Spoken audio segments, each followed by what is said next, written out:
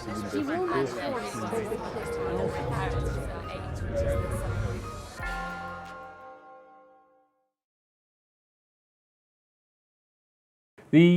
Oxford University Museums provide a unique cultural resource for the university, as well as, of course, for an enormous national and international public.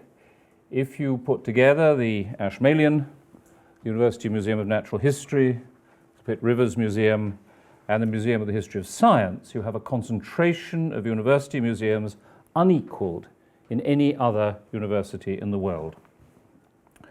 In my short remarks, I'll concentrate on the largest of these, the Ashmolean Museum of Art and Archaeology, of which I have the honor to be director.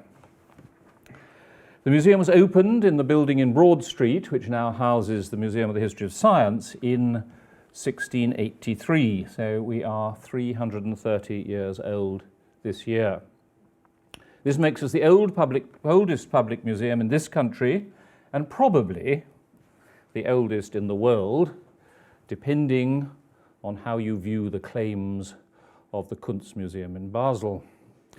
The collections were from the very start encyclopedic, and it has always had very clearly had a joint function.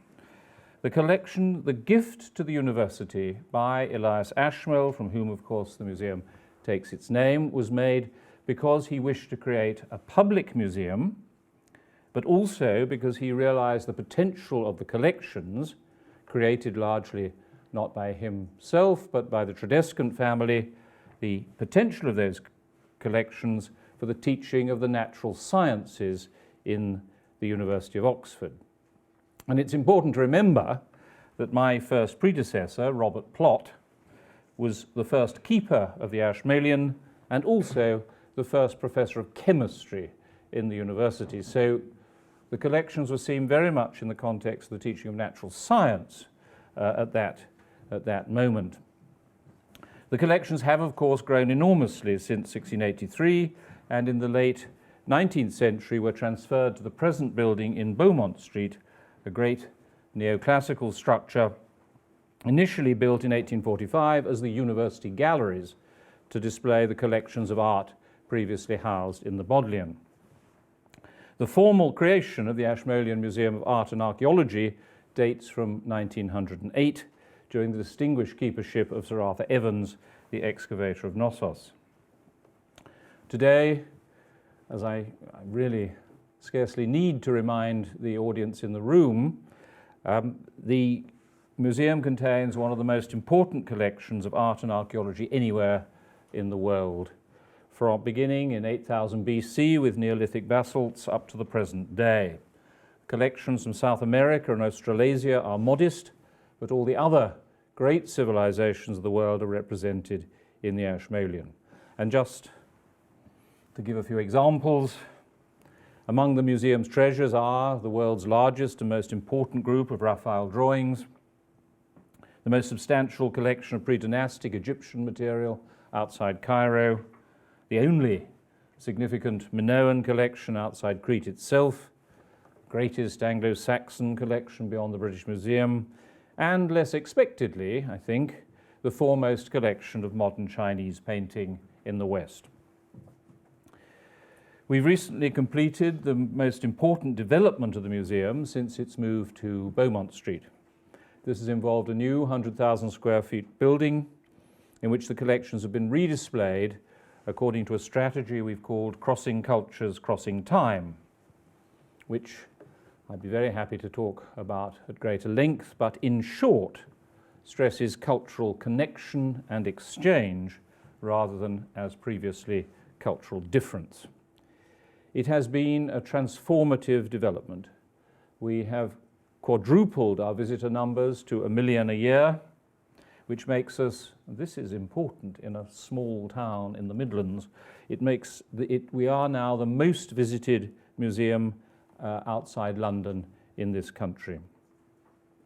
We've begun an ambitious international exhibition program and greatly increased our public outreach through tours, lectures, seminars, and meetings.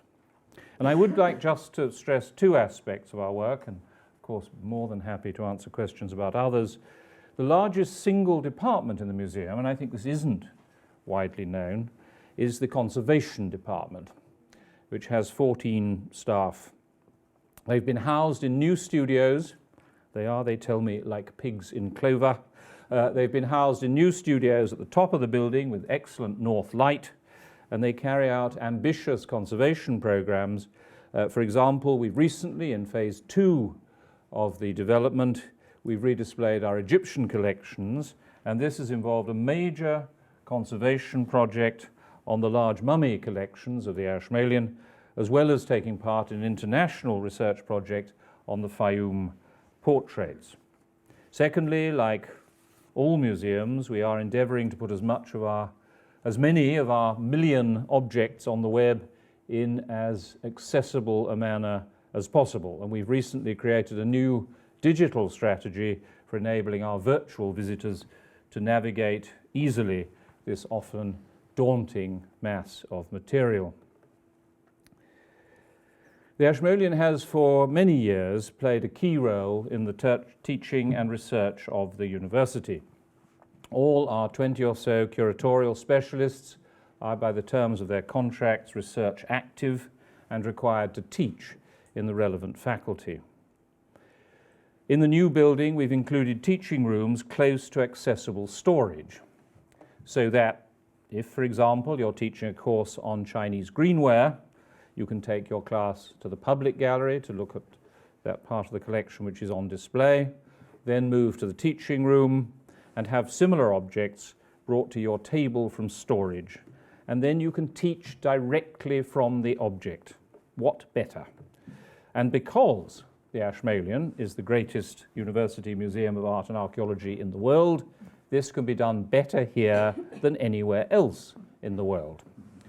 We wanted, however, to do even more to extend the teaching value of the Ashmolean's collections throughout the university.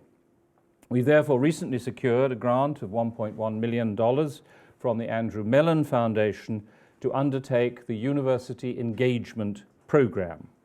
And what I'm going to do now is hand over to my colleague, Giovanna Vitelli, who heads up the program, to describe how this will enable us to work even more closely with our colleagues in the teaching departments of the university. Thank you.